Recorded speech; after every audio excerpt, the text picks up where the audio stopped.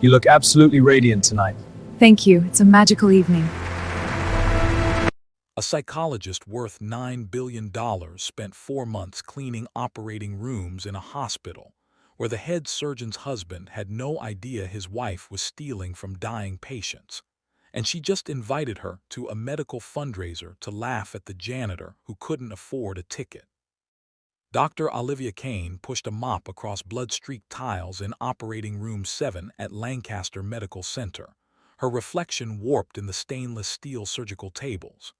31 years old, Ph.D. in behavioral psychology from Stanford, founder of MindBridge Therapeutics, net worth $9.2 billion, wearing latex gloves that smelled like disinfectant and shame. Dr. Cassandra Volkov, the hospital's chief of cardiothoracic surgery, swept past without acknowledgement, her Laubautin heels clicking against linoleum as she laughed into her phone about vacation homes in Aspen and which yacht to charter for summer. Then Cassandra stopped mid-stride and turned back with that smile, the one that made Olivia's skin crawl. You know what? I'm hosting the annual Heart Foundation Gala on Saturday. Tickets are $5,000 each, but I'm sure you've been saving up. You should absolutely come and see how the other half lives. Her surgical team erupted in laughter from the doorway, arms crossed, scrubs pristine, cruel amusement radiating off them like heat. Olivia kept mopping, saying nothing, but in her mind she was already selecting which jewelry to wear, probably the vintage Bulgari serpent necklace she'd acquired at a private Geneva auction for $4.7 million. Let's see who's laughing when she walks in wearing more money than Cassandra's annual salary, including bonuses. 4 months earlier, Olivia had entered Lancaster Medical Center through the service entrance wearing a second-hand maintenance uniform from Goodwill, her auburn hair tied back in a simple ponytail, no makeup, carrying industrial cleaning supplies that made her eyes water. The staffing agency coordinator had looked confused when reviewing her application. Ms. Kane, this position is entry-level custodial work, night shift, minimum wage plus hazard pay for biohazard exposure. Are you certain this matches your employment goals? Completely certain, Olivia had replied, and the coordinator had shrugged and processed the paperwork because bodies were bodies and the hospital always needed night maintenance. What the agency didn't know, what nobody at Lancaster Medical knew, was that Dr. Olivia Kane had spent 8 months engineering this infiltration. MindBridge Therapeutics had been approached by Volkov Medical Innovations, a research and development firm founded by Dr. Cassandra Volkov's venture capitalist husband, proposing a partnership worth $350 million to develop AI-assisted surgical training protocols. The contract had looked promising until Olivia's forensic accounting team flagged irregularities in Volkov Medical's financial disclosures, unexplained cash transfers, research grants that disappeared into shell companies, patient outcome data that didn't match published studies. She could have walked away, sent lawyers, filed reports with medical boards, done the safe corporate thing. Instead, she'd gone undercover herself because if MindBridge was investing $350 million into technology that would touch operating rooms worldwide, Olivia needed to see the truth firsthand, needed to know whether Cassandra Volkov was a brilliant surgeon with a messy business partner or something far more dangerous. Now 4 months deep into mopping floors and emptying biohazard containers, she'd learned plenty. Cassandra ran her surgical department like a fiefdom, demanding absolute loyalty while taking credit for her residents' innovations. Her success rates were impressive, but her bedside manner was non-existent. Patients were case numbers. Families were obstacles to efficient scheduling. But the real discovery had come 3 weeks ago when Olivia was cleaning Cassandra's private office after a late surgery and found documents left on the desk. Grant applications for experimental cardiac procedures listing patients who died during trials that were never reported to oversight boards. Research funding that vanished into accounts registered to offshore entities. Clinical data that had been falsified to secure FDA approvals. Olivia had photographed everything with a camera hidden in her maintenance cart, sent encrypted files to her legal team, and kept cleaning like she'd seen nothing.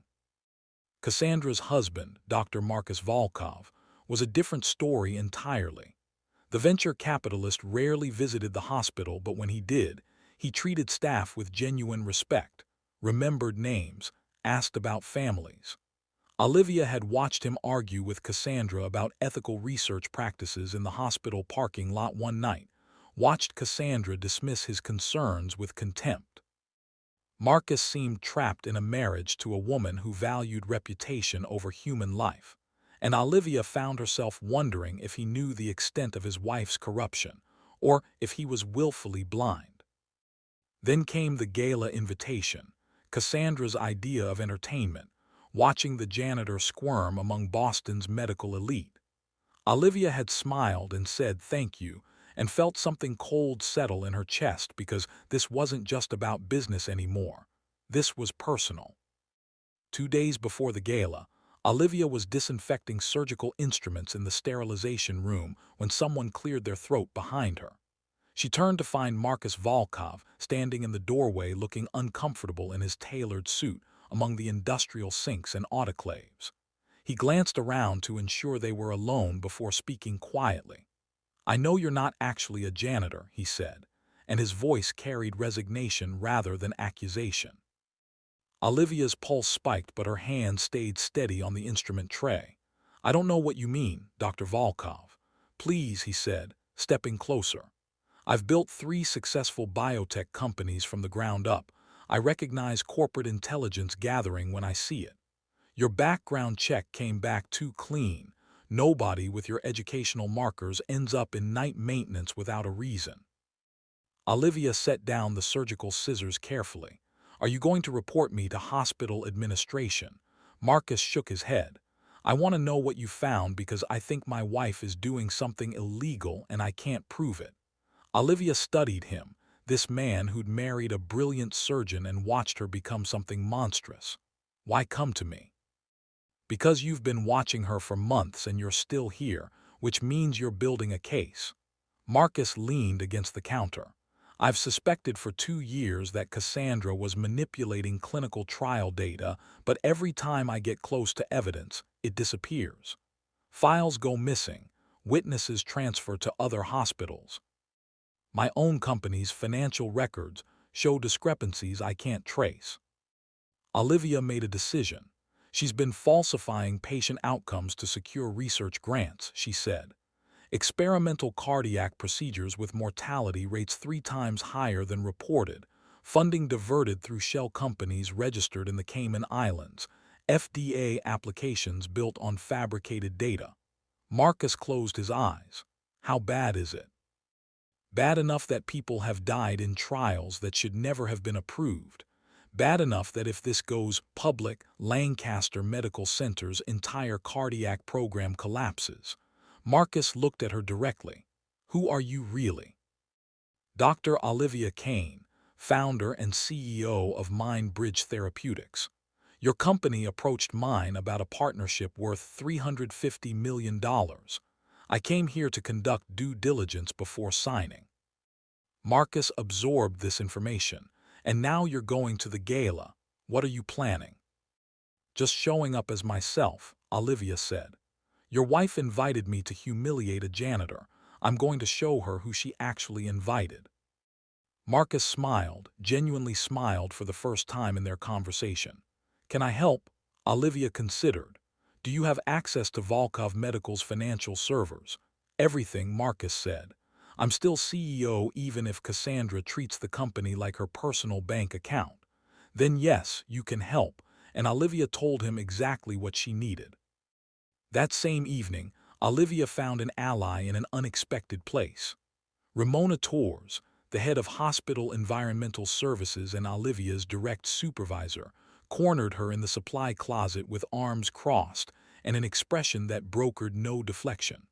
"All right, enough pretending," Ramona said. "You're not a janitor. Your hands are too soft, and you referenced a New England Journal of Medicine article from last week that most doctors haven't read yet. So who are you, And what are you really doing here? Olivia could have denied it, but Ramona had kind eyes despite her no-nonsense demeanor, had shown Olivia how to properly dispose of surgical waste on her first night, had covered for her when she'd been late after photographing documents in Cassandra's office. I'm investigating Dr. Volkov, Olivia admitted. The business side, the research grants, the patient outcomes that don't add up. Ramona nodded slowly. I've worked at this hospital for 19 years. I've seen 6 chiefs of surgery come and go, and Cassandra Volkov is the only one who treats maintenance staff like we're invisible. She's also the only one whose patients seem to die more often than statistics would predict. You've noticed the mortality rates. Of course I've noticed, Ramona said. I'm the one cleaning the operating rooms after her experimental procedures go wrong. I see the blood volume, the emergency crash carts, the devastated families in waiting rooms. But nobody listens to the janitor. Olivia felt something shift. I'm listening. Ramona's expression softened. So this gala thing, Cassandra invited you to mock you, didn't she? That's her style. Are you actually going? Absolutely, Olivia said, and I'm bringing evidence. Ramona grinned. I want to see her face when you walk in. What are you planning to wear? Olivia described the Bulgari necklace, the custom Armani gown, the Cartier watch. Ramona laughed. Oh, this is going to be beautiful. Do you need anything? Actually, Olivia said, do you have access to surgical scheduling records? Ramona pulled out her phone. Honey, I have access to everything.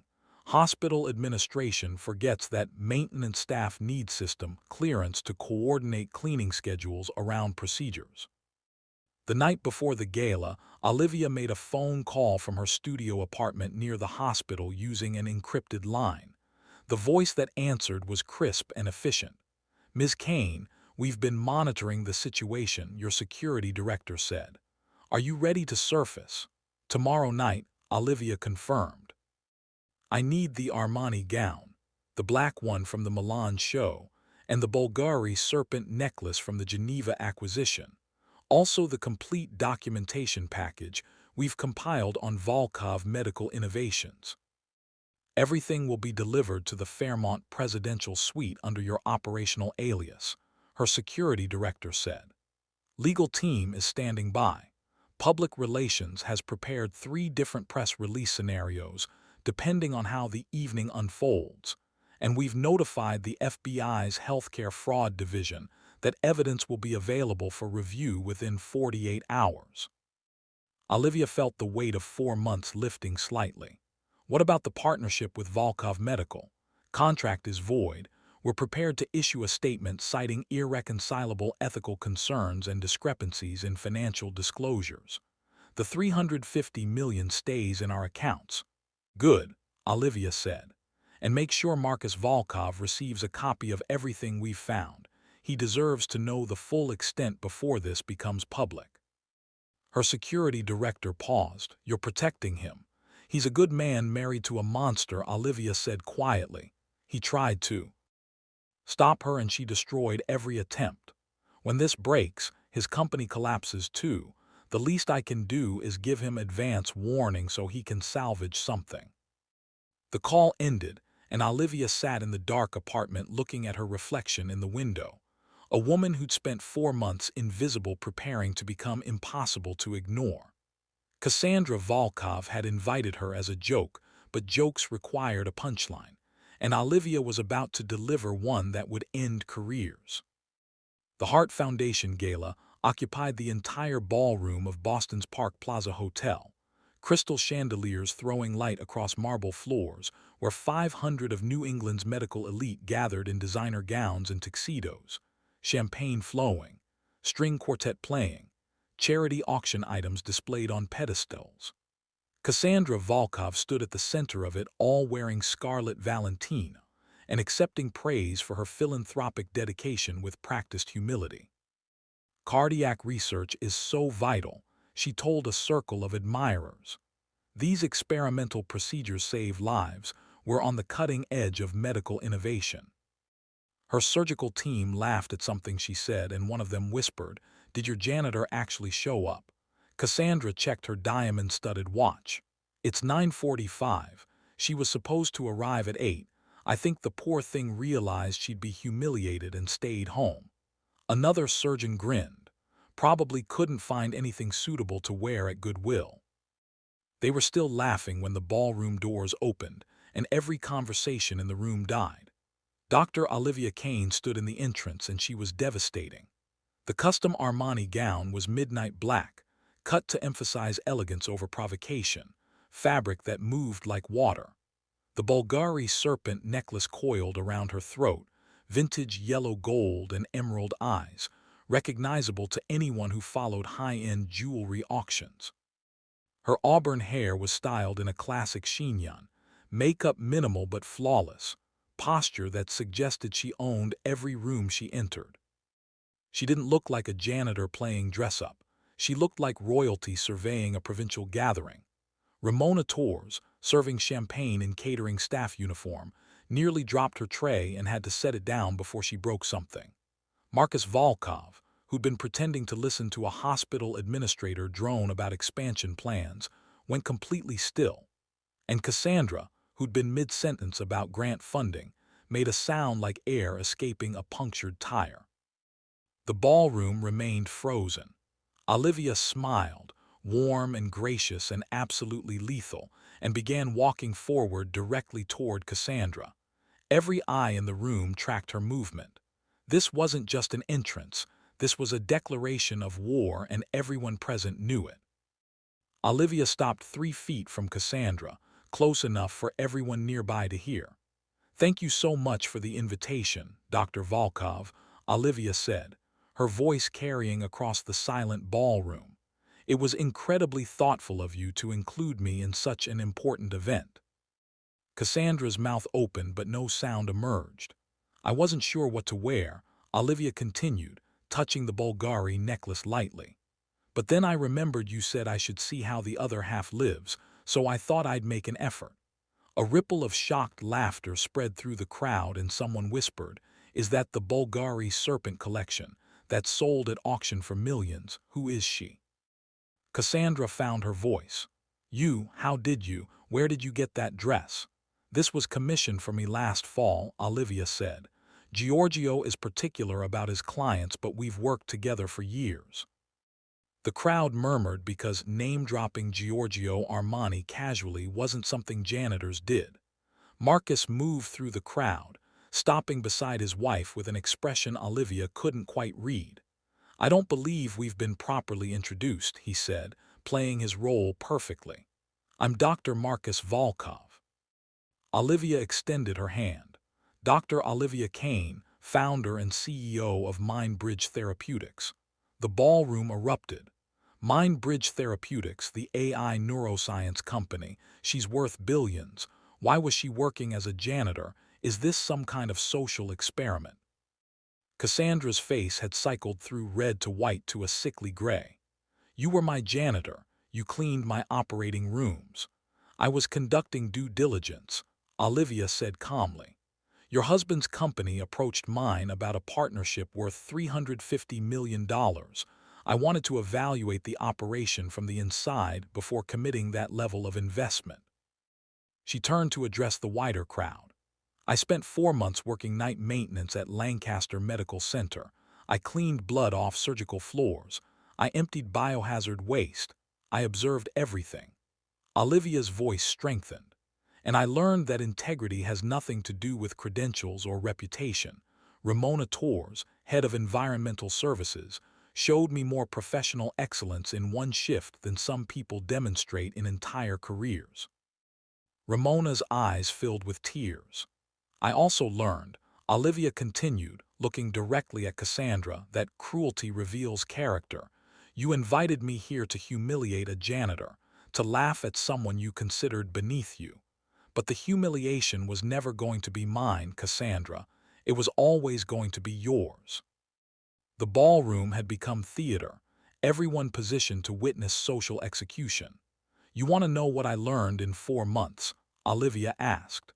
"Your husband pays his contractors fairly, remembers their names, advocates for workplace safety improvements.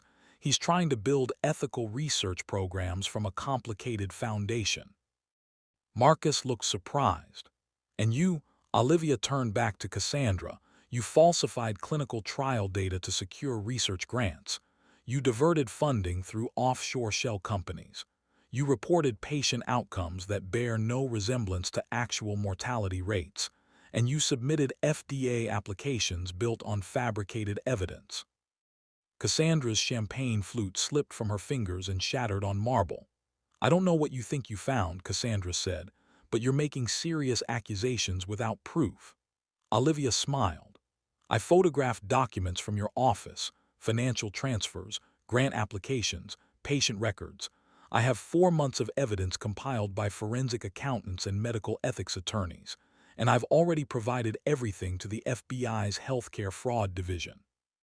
The crowd had gone from entertained to horrified. Marcus stepped away from his wife, distancing himself physically from the wreckage. A woman in her 60s pushed through the crowd, distinguished and clearly important. "Dr. Kane," she asked, and her voice carried authority. "I'm Dr. Helena Frost. I chair the hospital board at Lancaster Medical. Are you making formal allegations against Dr. Volkov?"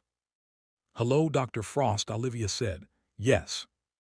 I'm prepared to provide documentation supporting allegations of research fraud, grant misappropriation, and falsification of patient outcome data in clinical trials." Dr. Frost's expression hardened as she turned to Cassandra. "Dr. Volkov, you're suspended from all surgical duties effective immediately pending a full investigation. Hospital security will escort you from the premises." Cassandra found her fury. "You can't do this. I'm chief of cardiothoracic surgery. I've published groundbreaking research. I've saved countless lives." Dr. Frost's voice was ice. "If these allegations are substantiated, you've endangered countless lives. There's a significant difference."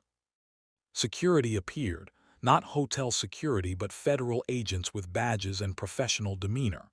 "Dr. Cassandra Volkov," one agent said, "we have questions regarding financial irregularities in grant management and clinical trial reporting. You need to come with us." Cassandra looked at Marcus desperately. "Are you going to let them do this to me?" Marcus met her eyes. "I gave Dr. Kane access to Volkov Medical's financial servers 3 days ago. Every transaction you tried to hide, every shell company you created, everything is documented, and it's all being handed over to federal investigators." Cassandra's face twisted. "You betrayed me." "No," Marcus said quietly. "You betrayed every patient who trusted you, every researcher who believed in your work, every person who thought you were saving lives instead of padding your bank accounts. I just stopped protecting you from consequences." 6 weeks later, Olivia sat in her actual office, floor-to-ceiling windows overlooking Boston Harbor, watching sailboats navigate between islands. Her assistant knocked. "Dr. Kane, Dr. Volkov is here." Marcus walked in and Olivia's heart did something complicated.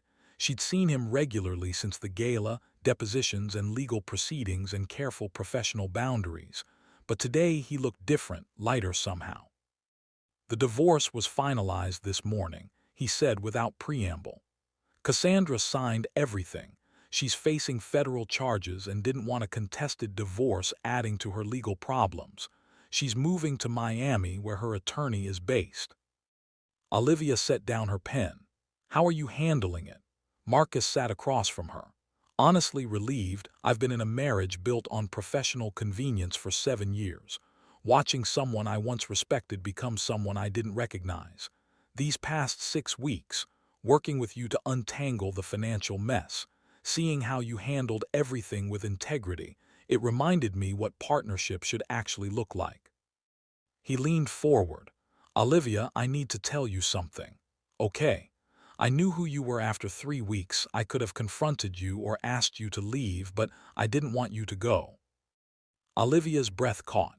"I've been trapped in a loveless marriage watching my company's reputation get destroyed by association with Cassandra's fraud.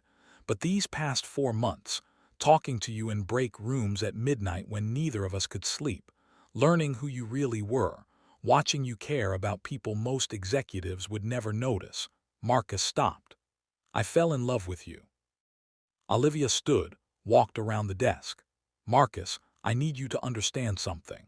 What? I came to your hospital to investigate business fraud. I expected to find financial irregularities and maybe some ethical shortcuts. But instead I found you, someone trying to build something good from a difficult situation. Someone who saw maintenance staff as human beings. Someone who risked everything to help expose corruption even when it meant destroying his own company. She touched his face. I fell in love with you too. Marcus smiled. So does this mean MindBridge's CEO is dating a disgraced venture capitalist whose company collapsed? Former venture capitalist, Marcus corrected. Volkov Medical Innovations is being dissolved, assets liquidated to compensate victims of Cassandra's fraudulent trials. I'm starting over with nothing but my reputation and whatever I can rebuild. You have more than that, Olivia said. You have integrity, and that's worth more than any company valuation. Ramona's voice came through the office intercom. Dr. Kane, I hate to interrupt what sounds like an important conversation, but I brought lunch because you both look too thin and stressed. Olivia laughed. Send her in. Ramona entered carrying takeout containers, beaming. I knew it. I told my husband these two were perfect together. He said I was projecting, but I know chemistry when I see it. You bet on us, Marcus asked. Of course, Ramona started unpacking food. Now eat, and Olivia, when you two get serious, I want to be involved in planning. I have opinions about venues. 4 months later, MindBridge Therapeutics launched the Tours Fellowship Program, full scholarships for hospital maintenance and support staff to pursue advanced degrees in healthcare administration, medical technology, and clinical research. Olivia stood at the podium during the announcement ceremony, addressing a conference room of hospital workers and healthcare executives.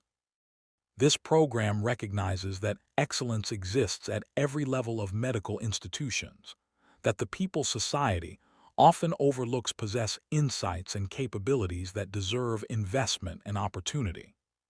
She smiled at Ramona sitting in the front row wearing professional attire instead of her custodial uniform, accepted into Harvard's healthcare management program on full scholarship. A wise woman once told me that respect isn't determined by job titles, that how we treat people society deems less important reveals our true values. Beside Ramona, Marcus sat looking proud. I spent 4 months invisible in a hospital, Olivia continued. I learned more about human nature in those 4 months than I learned in 6 years of graduate education. I learned that the woman mopping floors might have better judgment than the surgeon, that the maintenance supervisor might understand institutional problems better than executives, that worth has nothing to do with credentials. She looked at Marcus. I also learned that sometimes the people facing the hardest situations, the ones trying to fix broken systems from the inside, the ones risking everything to do what's right, those people are worth believing in. After the ceremony, after the press interviews, after the fellowship recipients celebrated, Olivia found herself on the building's roof terrace with Marcus, the city spreading below them in late afternoon light. Cassandra's trial starts next month, he said. Federal prosecutors are confident about conviction. She's looking at 15 years minimum. Olivia nodded. The families of patients who died in her fraudulent trials are filing civil suits. They deserve compensation. Marcus pulled Olivia close. She asked me to testify as a character witness, wanted me to say she was under pressure, that the research environment pushed her to cut corners. What did you say? Olivia asked. I said no, that I'd testify truthfully if called, but I wouldn't lie to protect her from consequences she earned. Marcus looked at the horizon. You changed my life, you know, not just by exposing Cassandra's fraud, but by showing me what integrity actually looks like in practice. You didn't have to go undercover yourself. You could have sent investigators, but you wanted to see the truth with your own eyes. Olivia smiled, and I found more than I was looking for. They stood together as the sun dropped lower, the city transforming in golden light, and Olivia Kane, who'd learned that her worth had nothing to do with her wealth and everything to do with her choices, kissed the man who'd learned the same lesson. Ramona's voice floated up from the terrace door.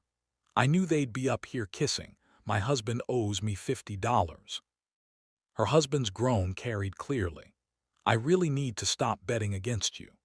Olivia and Marcus laughed, holding each other, surrounded by the city where she'd spent 4 months invisible, proving that dignity isn't granted by society but claimed by those brave enough to be exactly who they are regardless of who's watching.